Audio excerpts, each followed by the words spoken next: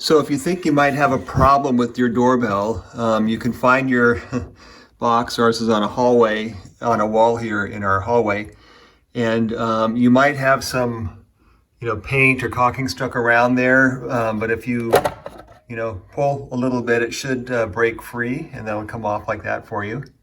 So when you're looking at this, you want to make sure that the activators here move freely. So they're not jammed or stuck. If you hold this down, you can ding it. It dings by going down and then up. And since it's attached to these two terminals right here, it's going to do the down up one, which is the ding dong. You could also attach it to these terminals here, and it's just going to ding. There we go. Yeah, so that one gets blocked from doing the dong. It just does the ding. Anyway, other way you can make sure everything's working electrically is you can take a 9-volt battery, and it doesn't matter positive or negative because these are all AC anyway. But if you contact it to those terminals, so you can see that works fine, right? Then here's the other one, just the dong and the, yeah. So my dog really likes that too.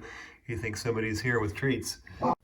So if this is working fine, which mine is, then your issue is probably with your transformer or maybe your switch or wiring. If your doorbell isn't working and you want to replace it, it's as easy as removing the two, loosening the screws and taking those wires off.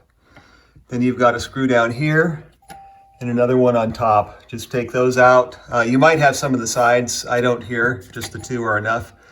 Yeah, just take those out. The wire slides through and then put the new one on.